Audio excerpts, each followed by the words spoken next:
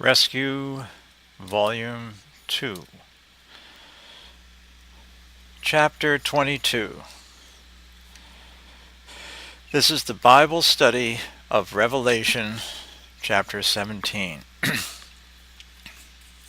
Okay, we begin by having a look at the book of Revelation, Chapter 17, open quotes. And there came one of the 7 angels which had the 7 vials, and talked with me, saying unto me, Come hither, and I will show thee the judgment of the great whore that sitteth upon many waters, with whom the kings of the earth have committed fornication, and the inhabitants of the earth have been made drunk with the wine of her fornication. So he carried me away in the spirit into the wilderness, and I saw a woman sit upon a scarlet-colored beast, full of names of blasphemy, having 7 heads and 10 horns. And the woman was arrayed in purple and scarlet color, and decked with gold and precious stones and pearls, having a golden cup in her hand, full of abominations and filthiness of her fornication. And upon her forehead was a name written,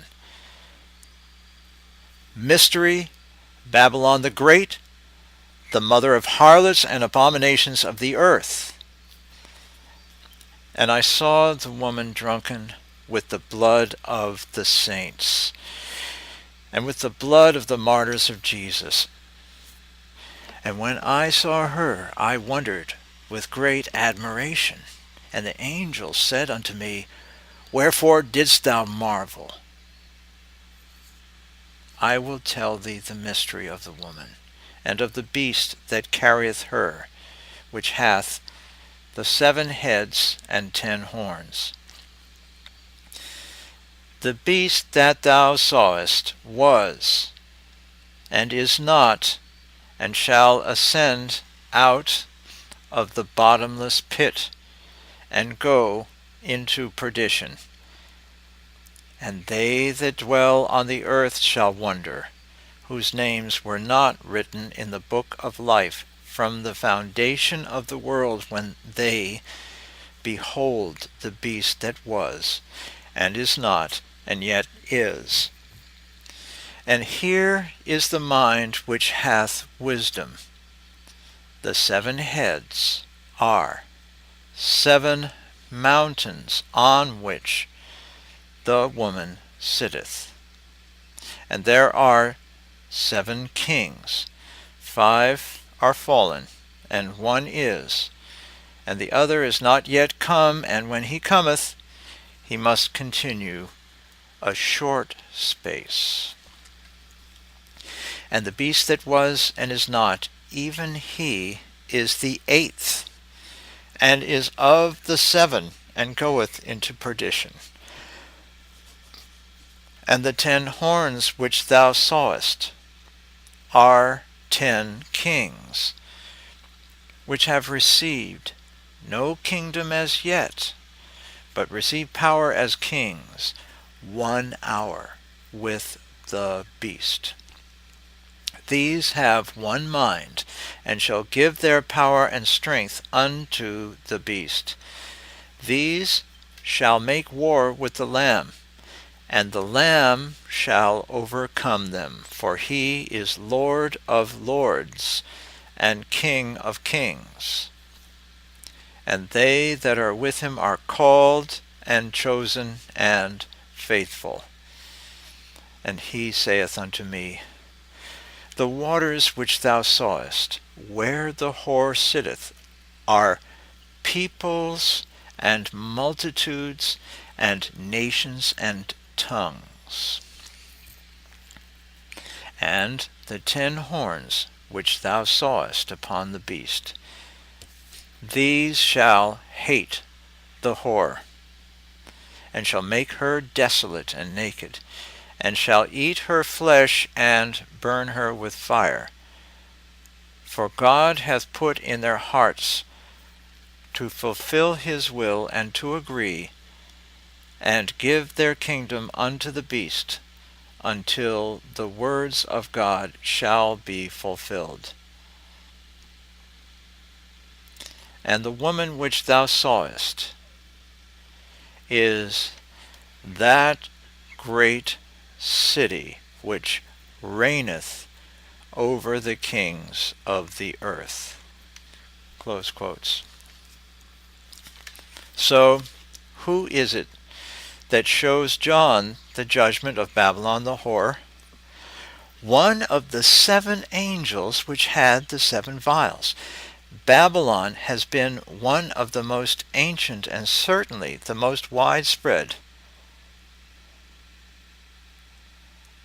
of all sorcery that the world has ever seen.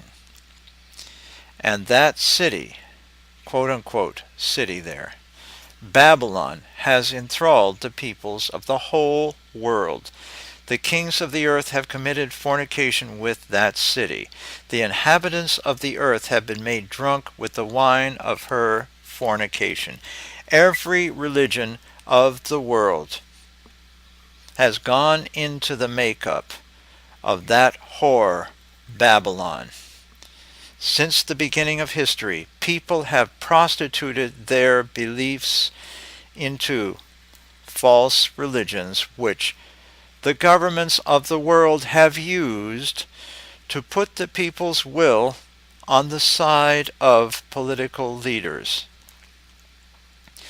The leaders of the world wouldn't have been able to be leaders of the world unless they had gotten the help of religious leaders. And that religion, Babylon the whore, is really the biggest religion of them all. The religion of materialism. The religion of materialism. And what is Babylon the whore sitting on? In verse 3 of Revelation 17, it says that she was sitting on a scarlet-colored beast, full of names of blasphemy, having 7 heads and 10 horns. There's the Antichrist again. But wait a minute. This time we see that the beast is scarlet. It's red, a red beast. That's what we studied in Revelation 12, verse 3. The, quote, great red dragon.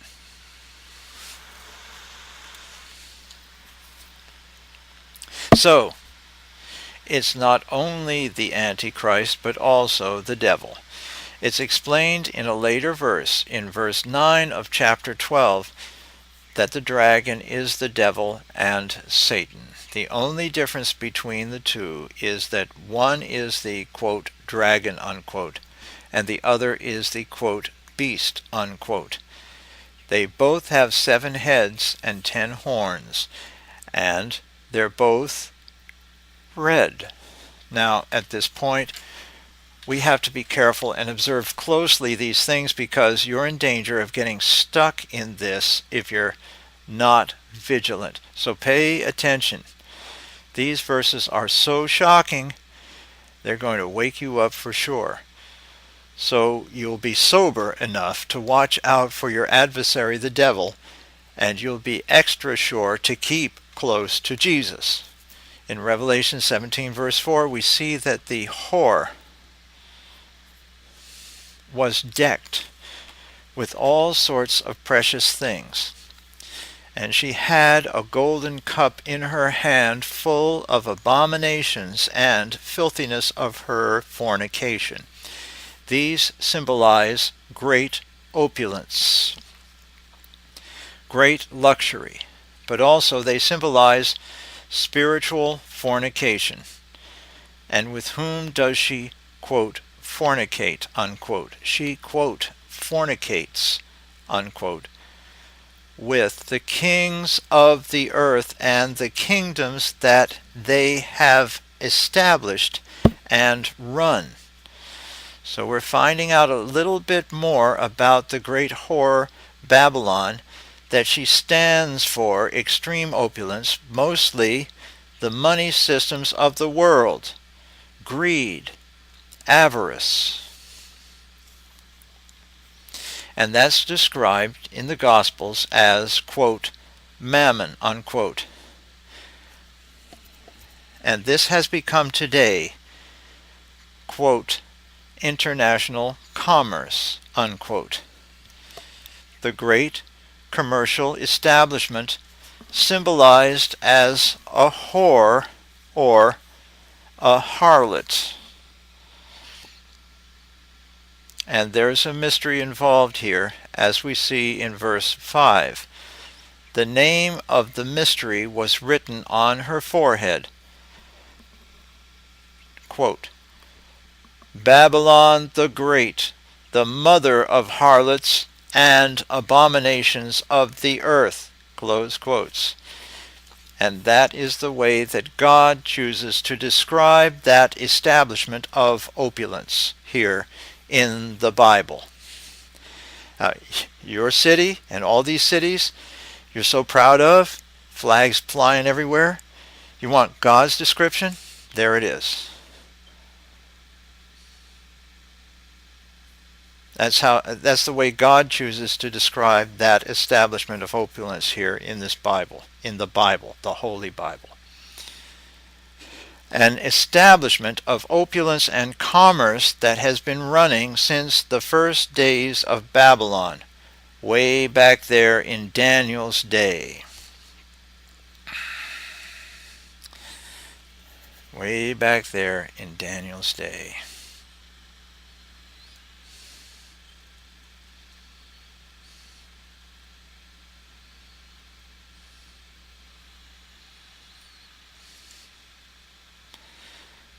You might think that since it mentions, quote, Babylon, unquote, here, that God is talking about the empire of Babylon that existed so long ago. I almost said long ago, but so long ago.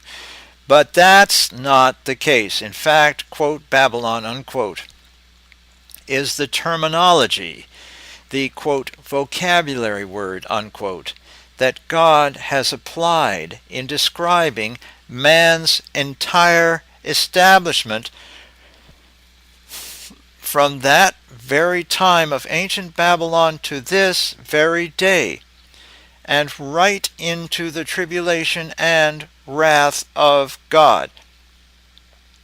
It's all the same Babylon in his eyes. And the only people who are really not a part of Babylon are those who are saved, who love Jesus and obey him and are yielded to him, to Jesus.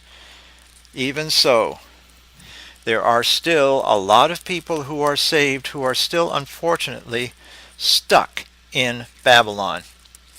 It is the biggest form of idolatry going, but very deceptive. The idolatry of wealth and the love of money.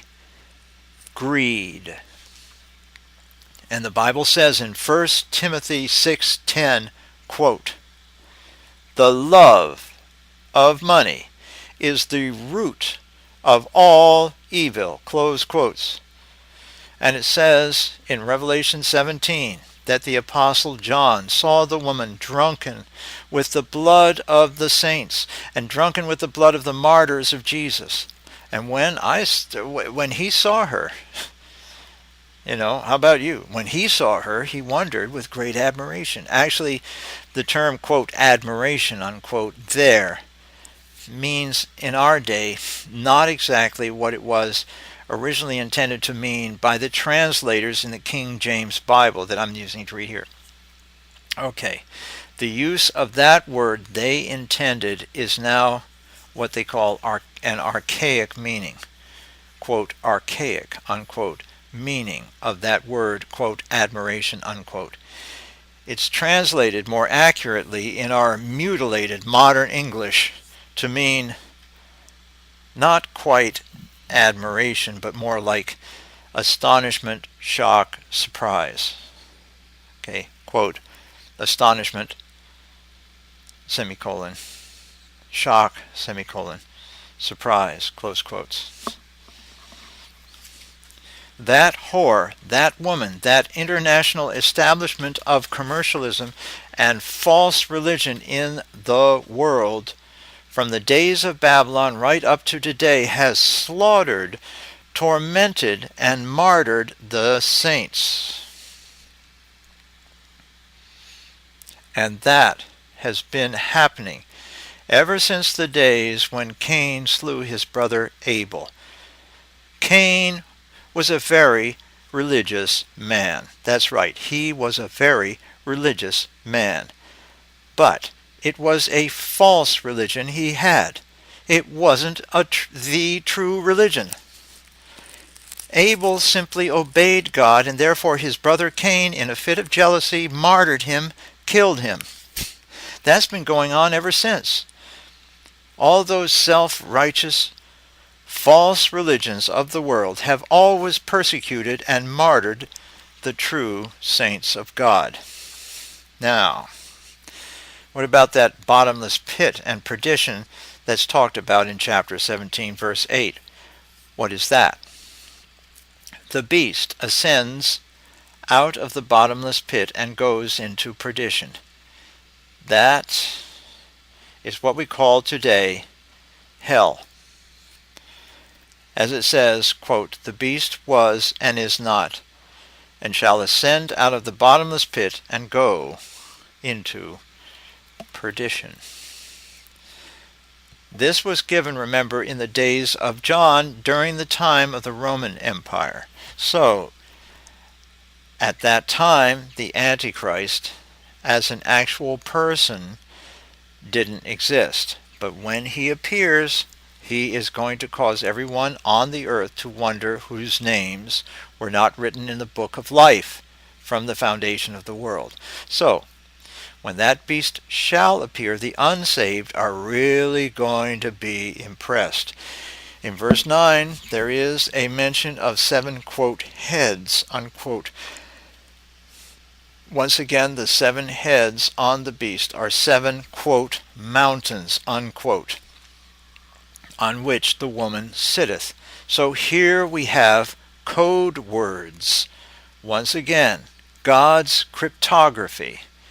Now, some people think that those 7 mountains, or 7 heads, are actually literally the 7 hills around the physical city of modern Rome. And since the Catholic Church has its center there, some think that Babylon must be the Catholic Church. Well, if you're one of those people, and they're usually religious type people who never studied Scripture properly, who thinks that, I'm sorry to disappoint you, but you may find out you're like the pot calling the kettle black. The Catholics are not big enough, nor powerful enough, nor that important to be that, quote, Babylon the whore, close quotes. The Catholic Church, like all major denominations today, may be a part of Babylon the whore, but it is by no means all of it. The other Christians who believe that the Catholic Church is Babylon might be shocked to find out that they too make up a part of Babylon the Great, the mother of harlots and abominations of the earth, just as the Catholic Church and the Orthodox Church and all denominationalists everywhere do. Okay? Let's not leave anybody out here. All have sinned and come short of the glory of God.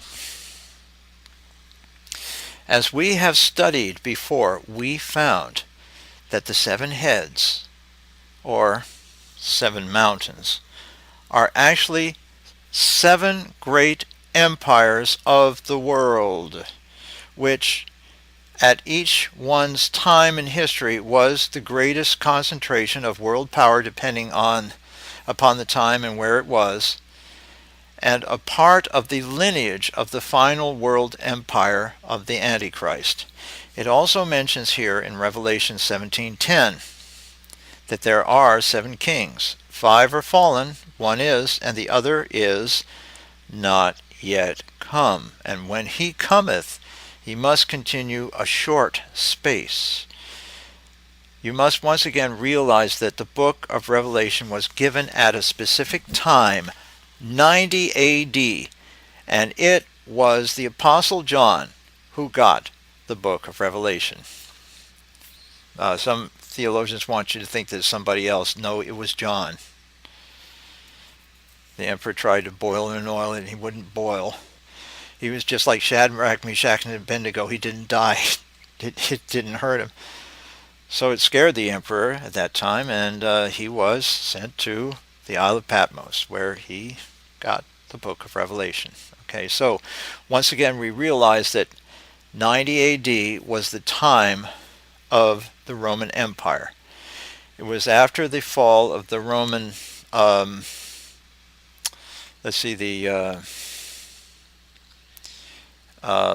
the Republic of Rome, the Republic of the farmers who had shaken off the old kings that they had, which were from neighboring kingdoms really when they were small. And they had gotten already quite an empire going. It was in the name of self-defense. And by that time, Julius Caesar had mounted his insurrection after his enemies in Rome tried to destroy him when he returned from Gaul, crossing the... well, anyway, we don't have time for all that here, but basically, by this time, 90 AD, it was the empire had emperors. So it was a Roman emperor and his consulates and his operatives that had John exiled to Patmos. Okay, so once again we realize that 90 AD was the time of the Roman Empire. A little snippet of history for you there. So if ancient Rome was one of those empires, then there were 5 empires before Rome. 5 empires before Rome. They were the empires of Egypt, Assyria, Babylon, Media, Persia, and Greece. The 6th empire was ancient Rome, and at 90 AD, that explains why it's written here that the angel said to John that 5 of those kings are fallen and one is. That was given in 90 AD during the time of the Roman Empire. So the one that was not yet fallen at the time was Rome. And he said that the other one is not yet come. And when he cometh, he must continue a short space. So the next one to come is the Antichrist himself. After ancient Rome fell, now it so quote-unquote fell there, it didn't really fall, but it ceased to be this imperial Romanesque type empire and started to fracture into the history of the Holy Roman Empire in Europe then. But after, we'll call the fall of Rome there, which some historians don't like to use that word fall, because it really wasn't that. It was a very drawn-out thing. As we saw that the Roman Empire actually extends to the end time. But after ancient Rome, quote, fell, unquote, there was never, at any time after that, a world-class, I'm putting that in inverted commas, quote, unquote, world-class imperial power running the whole show. Now when I say, quote, imperial, close quote, I mean empire. In the terms classically used here. In other words, it runs the whole show. These days there may be there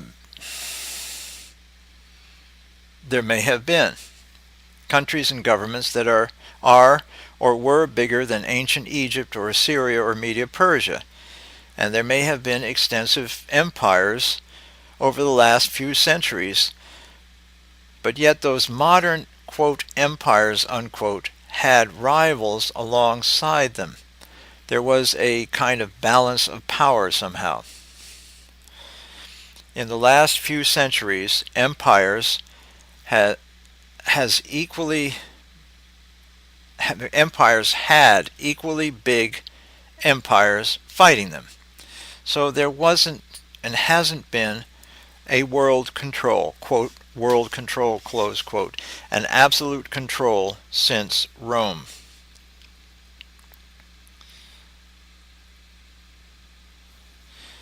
Now, you may also point out, well, what about the Chinese Empire and the Incans, the Aztecs, the Mayans, all the river valleys such as Tigris, Euphrates. Well, that was, you see, the Tigris, Euphrates is a part of this. Ever since Noah's Ark landed on Mount Ararat, and mankind migrated from the summit of Ararat, or close thereto, down through the Mesopotamia, which is an old word for the land between the two rivers, the Tigris and the Euphrates. So this is sort of the origin, especially at the Tower of Babel, and at the time of the confusion of tongues, the infancy of the last world government. In its infancy, it started there, Mesopotamian, went down through Egypt and Assyria, Babylon, Media Persia, Greece, Rome. This is the lineage of the Antichrist's world government. You can look at, for example, the Native Americans out there, the Aztecs. Those were the Shemites, and the Shemites were so smart. They got away from, at the confusion of tongues, they got away from the Tower of Babel as far as they possibly could go, even to Tierra del Fuego at the southern tip of South America. So it's a long story. Let's get back to this. There was a balance of power. In the last few centuries, empires had equally big empires fighting them. So there hasn't been a world control, an absolute control, since Rome. The first one, the Egyptian Empire, was relatively small, comparatively speaking. For its day, however, it was a very big world power. And there was nothing else, at least in that cradle of civilization, to counterbalance it until finally the children of Israel left Egypt. And that's a whole story. We don't have time to get into that here. And then they were sort of balanced out by the Hittites, and they sort of neutralized each other. And the way they kind of neutralized each other, and they became this balance of power, that allowed Israel to flourish during the time of Solomon. So it's a long story. It's quite involved. But this is the basic description of it right here in this chapter 17. Okay. It was never the same way with all the empires in that lineage. There was nothing else, at least in that,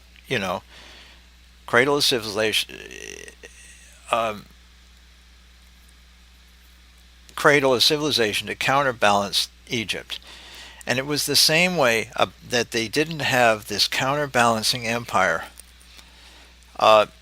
with all the empires in that lineage. When those empires were in power, nothing else counterbalanced them. It was either all or nothing. But since the fall of Rome, as we put it now, this is loosely put, the fall of Rome, or the devolution of Rome into the Holy Roman Empire, and then through the Europeans, until we have a recreation of Rome by the founding fathers of the United States. They actually followed the blueprint of Rome. Okay. So much for the experiment, huh? We have seen in history balances of power between competing countries who, although they had what they called empires, they were never big enough for their day to constitute a world-class empire which existed without any balance of power. History has, since ancient Rome, seen such things as the Holy Roman Empire, the Muslims, from time to time, who had empires. The Turks had the Ottoman Empire over a large geographic area, the French, the British, the Portuguese, the Spanish, the Vikings, and many others have come and gone, but they've always balanced each other out. They had adversaries that balanced them. It's a balance of power. Certainly in the time when I wrote this, 1988, there was this approximate balance of power between the United States and the former Soviet Union, which we think of today as Russia, but they had a lot of satellite countries who were part of the Union. That was kind of imperial. These both were huge superpowers with more might in their arsenal and greater communications than any of those, quote, world-class, unquote, empires we studied in these classes could ever dream of having, could have ever dreamed of having. But in spite of the immensity of these modern giants, there has never been just one world power. Now it's argued today that there might be just one world power, the United States, which is really, as we saw, it's a blueprint of Rome. It actually is Rome. And this is a part of Babylon the whore. So, anyway, we see here in verse 10 of Revelation 17 that when the last emperor does come, he must continue a short space. And we have learned that his rule is only a Shabuah of years. In other words, 7 years. We learned that from the famous 70th week, quote unquote, in the book of Daniel. So you see here, the United States is just simply a player on the stage. It's leading up to the final empire, and it probably is likely to be one of the nations that the Antichrist, one of the 3 horns, the Antichrist might uproot. One of 3 nations, maybe, that actually gets completely wiped out by the Antichrist. It may be also a part of this destruction of Babylon later by the 10 kings who hate the whore. Okay, so in spite of the immensity of these modern giants, there has never been just one world-class world power. We see here in verse 10 of Revelation 17 that when that last emperor does come, he must, quote, continue a short space, close quote. And we have learned that his rule is only a Shabuah of years, 7 years, part of the 70th week in the book of Daniel.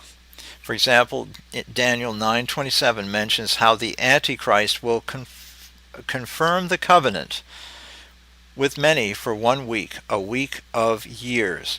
A Shabuah of sabbatical years, 7 years. So we know that the Antichrist will not be in power very long compared to some of the other emperors that have existed throughout history. He's only in power for a short space of 7 years.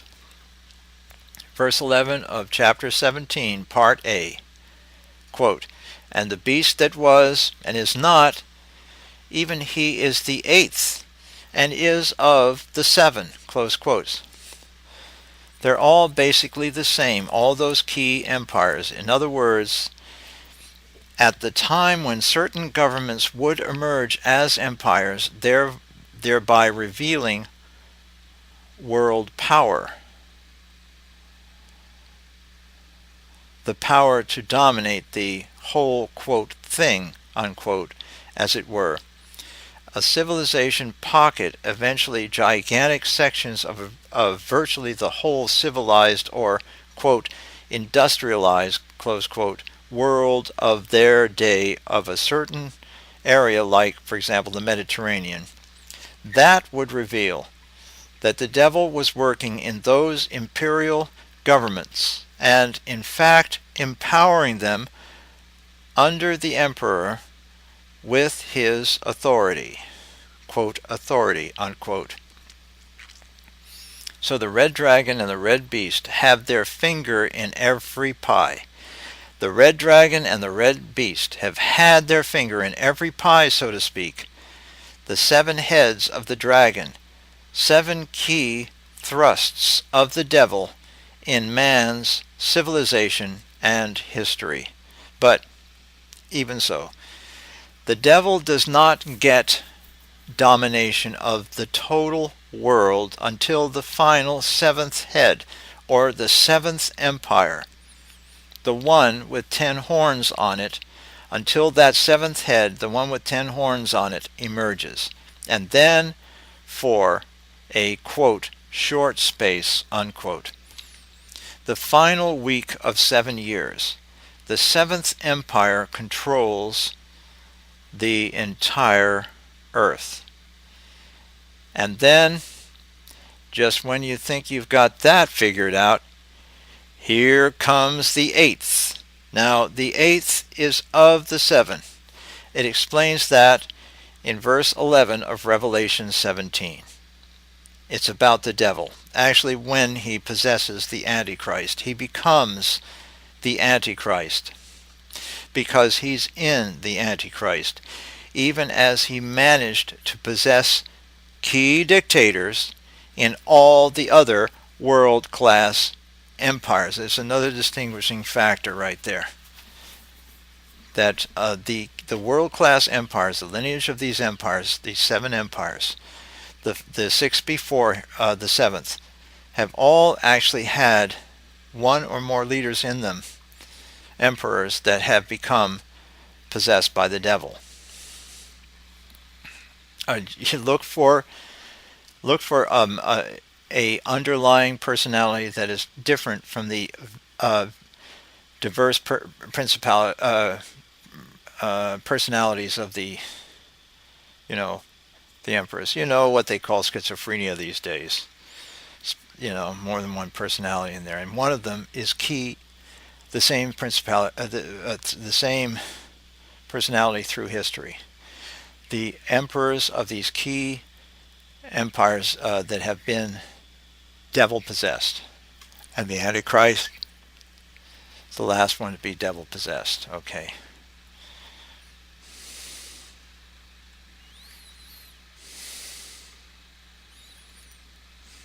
Okay, so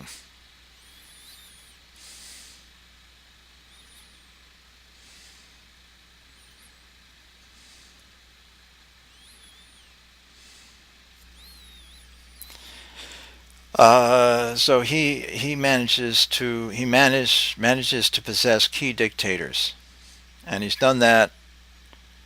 He possessed key dictators in all of the other world-class type empires. Key dictators, key emperors. But this time, since the devil has been kicked out of heaven in the middle of those last 7 years, and he cannot go to and fro from earth to heaven, and he cannot leave the earth, that 7th devil-possessed emperor actually becomes the devil himself. No more just mere possession. This time, it's the devil's new unhappy home for 360-day years, and therefore also becomes the 8th. And when does this happen? In the middle of the reign of the 7th emperor.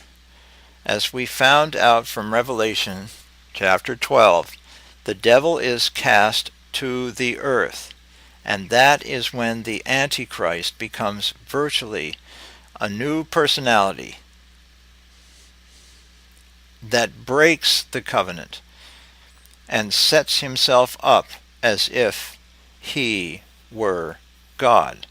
So, although he was the seventh, he is also the eighth, because of that, quote, transition point, unquote, halfway through his reign. He goes from 7 to 8. The devil was actually all those empires and emperors, and was of them. It was of them. And the devil also goes to, quote, perdition, unquote, goes to the place of the lost, preserved for himself, the devil, and his angels, and the poor suckers who got duped by him. Hell, okay, goes to that place preserved for those. Hell. The world emperor at that point, when he's possessed by the devil, becomes the devil, as it's more officially termed, quote, the devil incarnate, close quotes. There are various characteristics of the Antichrist that are mentioned. For example, quote, was and is not, close quotes, and, quote, goeth into perdition, close quotes. There in verse 11 of Revelation 17. Various characteristics. He shows up, and then he's gone. And then he shows up again. Check your history books, soul, and you'll spot this phenomenon. You just have to know what to look for. It mentions in Revelation 13:3 that one of his heads was, quote, as it were, wounded to death, close quotes. But the deadly wound was healed. And again, in Revelation 13, verse 12, it mentions also that the beast, the Antichrist, quote, whose deadly wound was healed. You know. I'm sorry about the demonstrative pronoun that in the sentence. It's not there.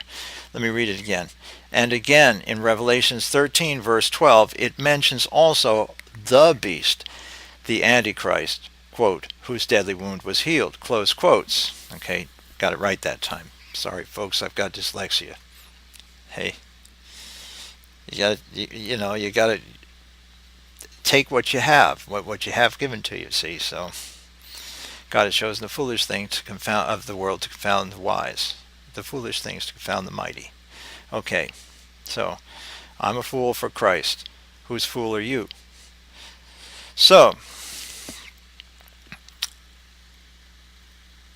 could this be that he is killed and then comes back to life again? Miraculously healed? Perhaps. Or it could be that he's actually the end of one empire, the end of Rome, quote, killed as Julius Caesar was, and then comes back as the Antichrist? Well, if so, that would make the Antichrist really a part of Rome, which is something we considered in the book of Daniel in Daniel 7. We'll have to see about that. Okay, anyway, if while the Antichrist is in power, or, let's see if I can get that again.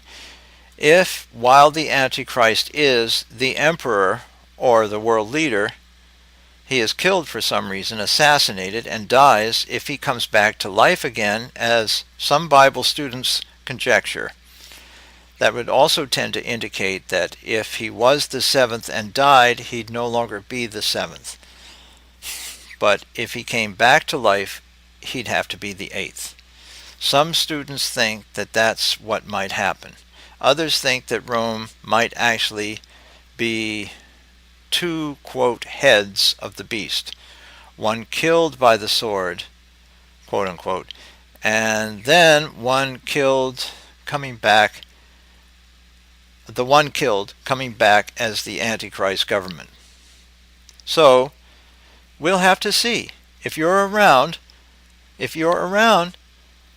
we'll see when it happens. The main reason why we're studying this now is that we'll know what to look for when it does happen. It's important, however, no matter what, to realize that the heads appear chronologically. Egypt, Assyria, Babylon, Media-Persia, Greece, Rome, and finally, the Antichrist world government. First of all, the Antichrist, the world leader, and then in the midst of his rule, when he breaks the, quote, covenant, unquote, he becomes the devil incarnate. So, where do the 10 horns appear? It said in verse 3 of chapter 17 that the beast has 7 heads and 10 horns. 10 horns. Where or when do you think the 10, quote, horns, unquote, would show up?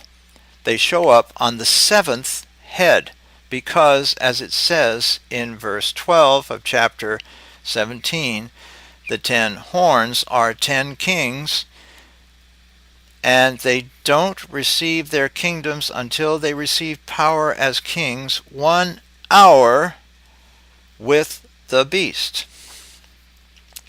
These are actually 10 powers, basically, or 10 sections of the world.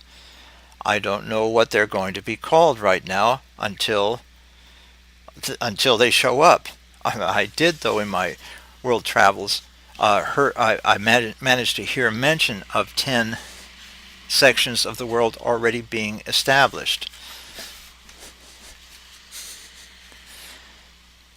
But anyway, they could actually be virtual kings. You know, I don't mean like online. I mean, they really real kings, not just leaders of or controllers of a certain area. But here in the book of Revelation, given in the days of John, the angel describes them as, quote, kings, unquote.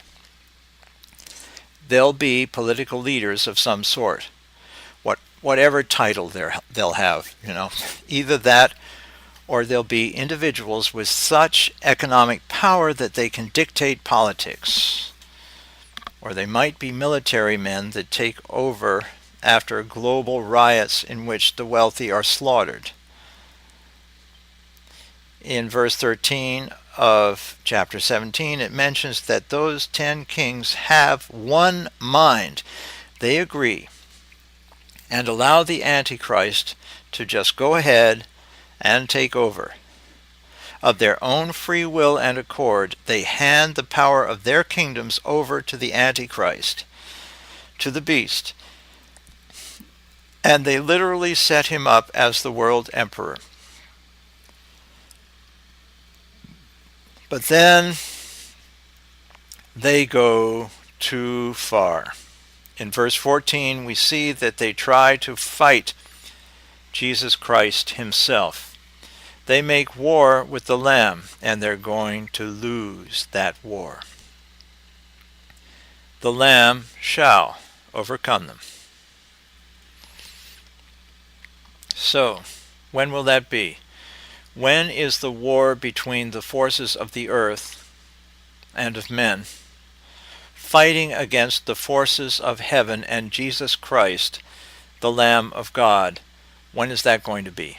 Well, that's going to be the battle of Armageddon, indicating that those kings will be around for the entire reign of the Antichrist and will be instrumental in setting him up as the world religion in the midst of the, quote, weak, unquote, in the middle of the 7-year reign of the Antichrist. The Battle of Armageddon will be after the tribulation and after the wrath of God. Verse 15 of Revelation 17 talks about the waters upon which the whore sitteth, which are peoples, multitudes, nations, and tongues. So actually the whore that we're getting back to now, that has been around since the days of Babylon, is really a world religion and has controlled the peoples of the world, and especially at the end of the world. Okay, I finally got that sentence out. Actually, the whore that we're getting back to now has been around since the days of Babylon. It has been around since the days of Babylon, and it is really a world religion and has controlled the peoples of the world, and especially at the end of the world. That's when you see the true colors. All the peoples of the world, the, quote, worldly, unquote, people, worship that, quote, woman, unquote. Not the woman in the wilderness in Revelation 12, who is the bride of the Lamb, but the great city, Babylon, the whore of the beast. And they worship the whore by means of wealth. Here's something important. The beast gets them to worship the whore first. Let's look at this. As Jesus said, a man cannot serve two masters. You cannot serve God and mammon both. So, these people end up serving mammon or materialism. That's basically the entire goal of witchcraft. W-E-A-L-T-H.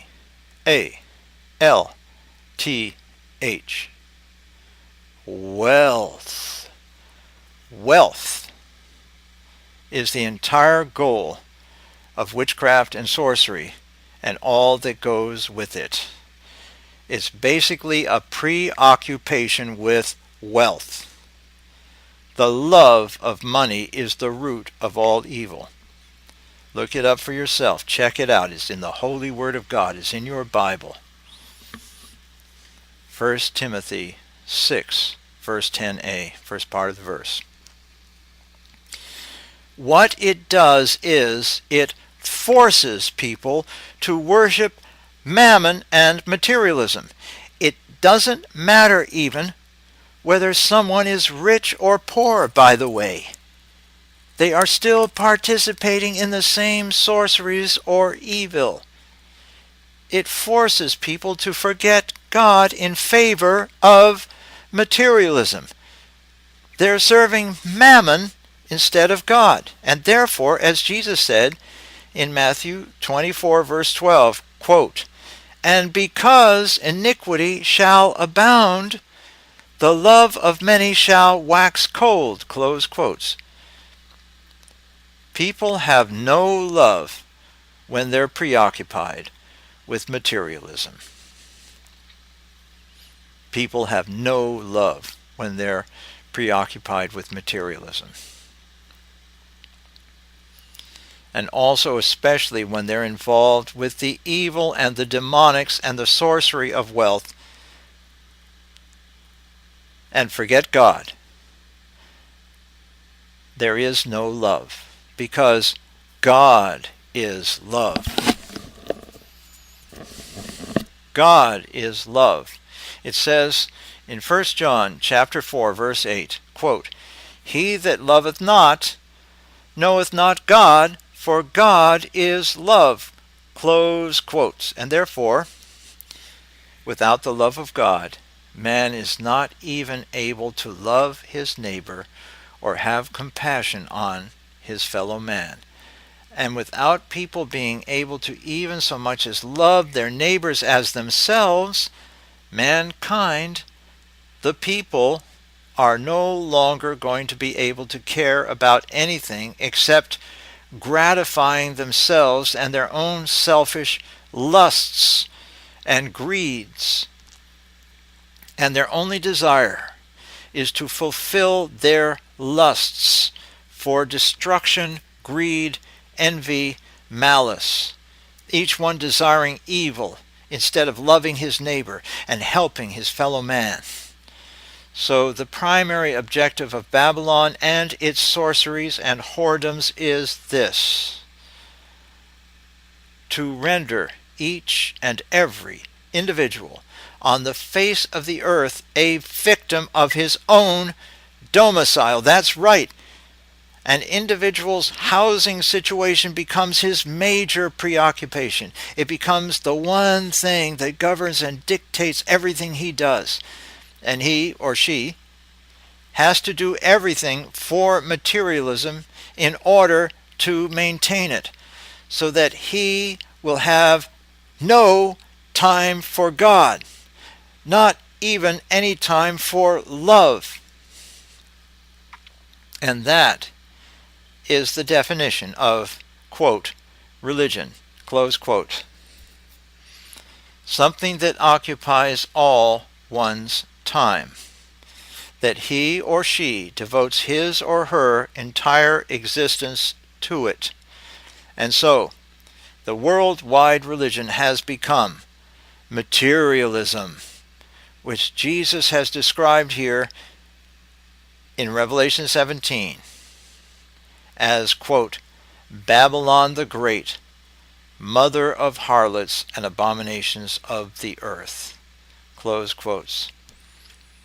It's a prostitution accomplished by the craft of materialism and also by demonic forces backing it up, forcing people to participate.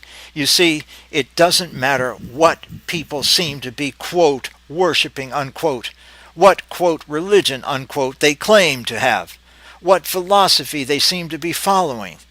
If their real religion, their main religion, is materialism, it brings all those other religions to nothing, until finally the only preoccupation for each individual on earth is, quote, the big number one, close quote, the self, their own personal selfish desires, basically surrounding the mystique of their, quote, domicile, unquote, their dwelling place.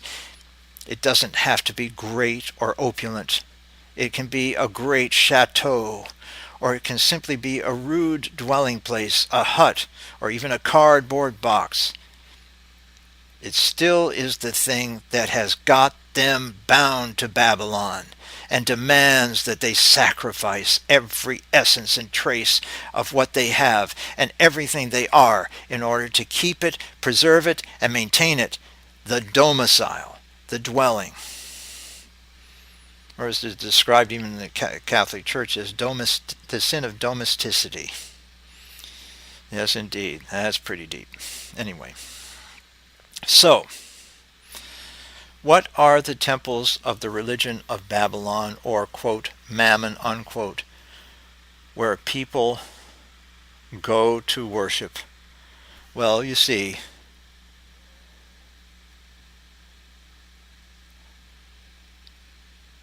what you do, that's what you worship. What you do, that's what you worship. And most people in the world are on the workforce of the temples of Mammon. Each day they are involved in the worship of Babylon, because real worship has got to be a daily event. It's a daily event almost every day of the week. sometimes 6 days a week, maybe 7. And their temples are where they labor and worship. They can be banks, offices, stock markets, marketplaces, shopping centers, etc. Therefore, they are deceived. Therefore, these people are getting the Antichrist and those 10 kings because that's what they deserve. That's what they want to govern them. They want the commercial financial system backed up by the hypocritical religious establishment of the world, no matter which of the myriad of religious fronts the religious leaders project.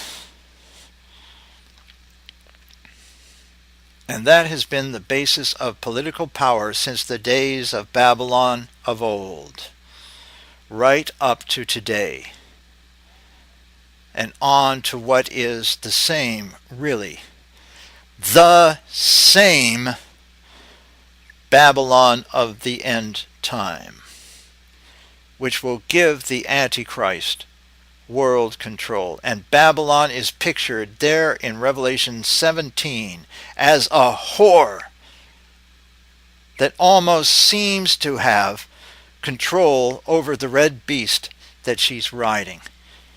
She's right on his back. On the back in the sense, on the back in a sense of the devil himself. In a certain manner of speaking, on the back of the devil himself. That's your commercialism. On the back of the devil himself. But that commercial establishment of Babylon, with its false religious front, does not continue forever. Quote, forever, unquote. Ironically, she is destroyed by the 10 kings. In verse 16 of Revelation 17, it mentions that the 10, quote, horns, the 10 kings, quote, shall make her desolate and naked, and shall eat her flesh, and burn her with fire, close quotes. However, a very curious thing happens when the Antichrist sets himself up and makes the world worship him as God in the midst of the, quote, week, unquote, in the middle of his 7-year reign. Because not only does he try to destroy all other forms of worship, but oddly enough, that also includes the worship of materialism as well. He won't allow that either.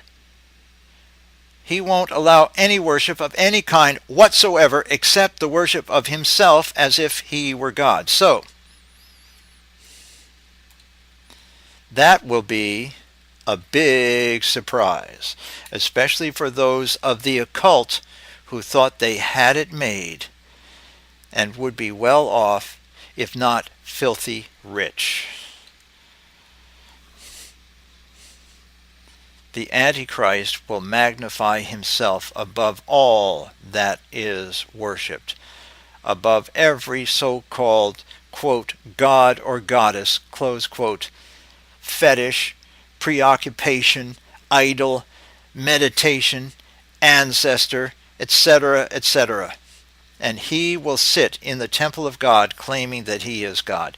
Therefore, he abolishes not only the worship of everything else, every conceivable kind of and every form of worship that exists, but also he has to abolish the worship of materialism, which he's glad to do, apparently, since he never liked it anyway.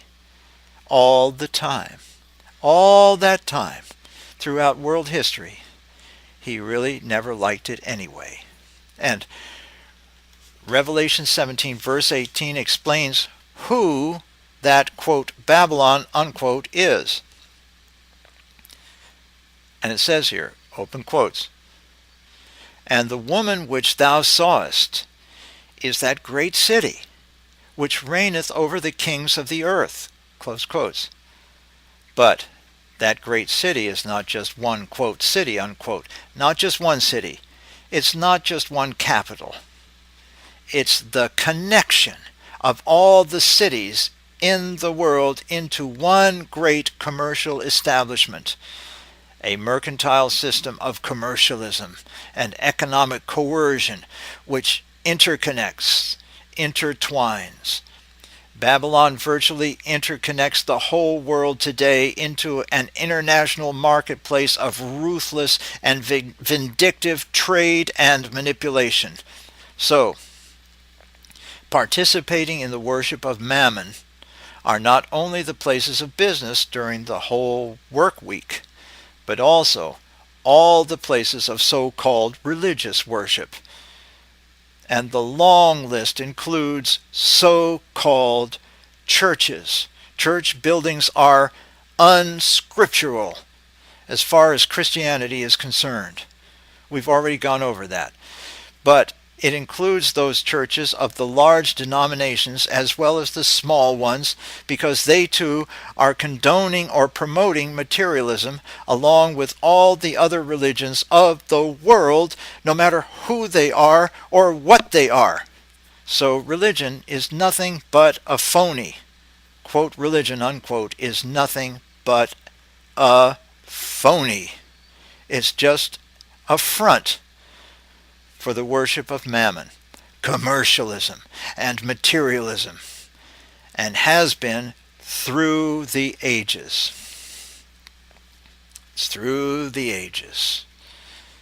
The first effort to establish a one-world government occurred way back there at the Tower of Babel, after which Babylon was named, where Nimrod tried to make the Tower of Babel a tower that would reach up to heaven. God didn't like it. He wouldn't allow it. It was too soon for a one-world government, and therefore God caused them to start speaking different languages, the, quote, confusion of tongues, unquote. They had one language until then, the language of Noah.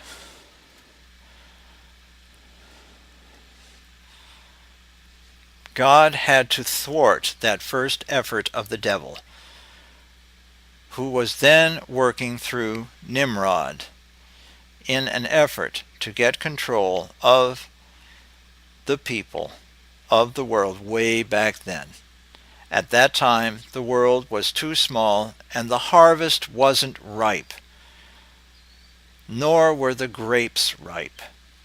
As we see in Revelation chapter 14, that they were ripe only at the end of the Great Tribulation. So you see, Babylon, all the way from Babel, operates on a split level, quote-unquote split level. First of all, openly, working through the three areas which we studied about in Revelation chapter 6. The red horse, the black horse, and the dapple, or gray or pale, sometimes thought of as gray-green horse. So, if you want to boil it down to rough basics, Babylon operates through war, commercialism, and through the fear of death. The fear of death, by the way, sort of works through politics, since the political system wants to gain control of the people's sense of survival.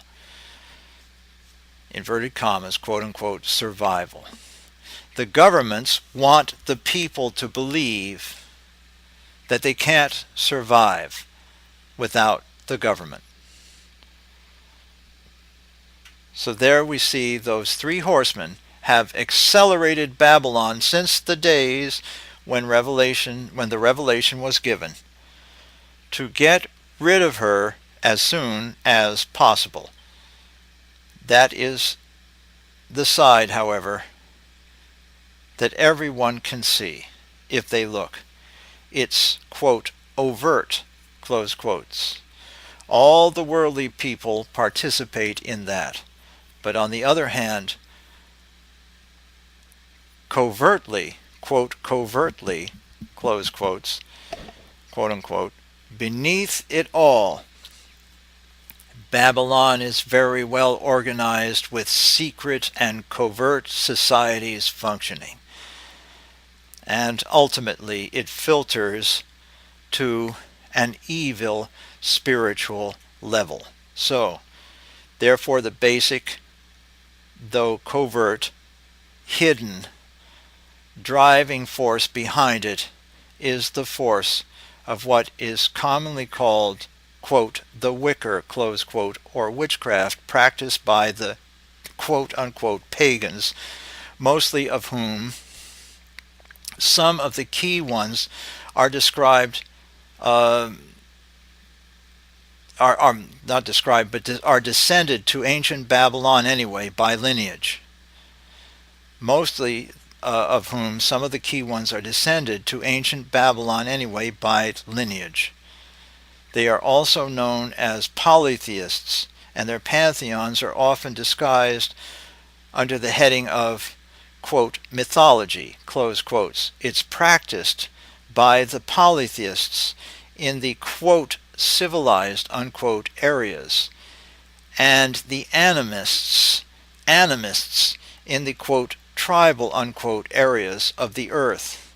And the practicers of witchcraft have infiltrated into all actual religions or forms of worship, particularly the denominations of the major monotheistic religions of the earth. It's done so secretly that the adherents of those religions will be totally unaware of it. But in fact, the devil has controlled the entire scene all the way. The devil has controlled the entire scene that way through the invisible spiritual aspects. And it has always been with that particular goal in mind, to cause the people of the earth to conspire to form a one-world government from the time of the Tower of Babel right up until the time of the Antichrist. And when the Antichrist has finally, during that last 3.5 years of his reign, managed to be the God, small g there, the God of a one-world government on earth, it won't be long before his little pipe dream will fall apart at the seams. The devil's objective really is to go beyond the earth and to rule the stars. But that will not be allowed.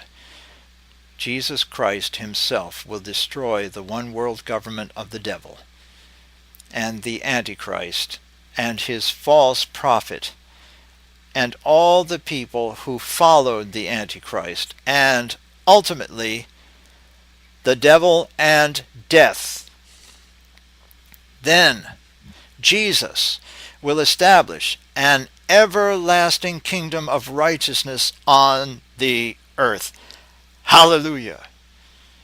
The end of